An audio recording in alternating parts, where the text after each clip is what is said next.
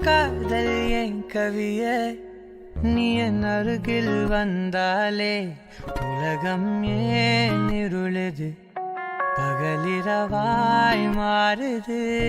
வளைவினில் எல்லாம் வளைந்து தொலைந்து போவேனானே நீயே வெண்பனியே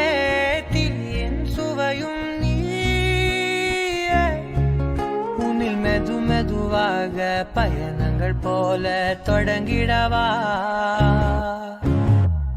மனம் ஒரு கணம் கொதிகலனாக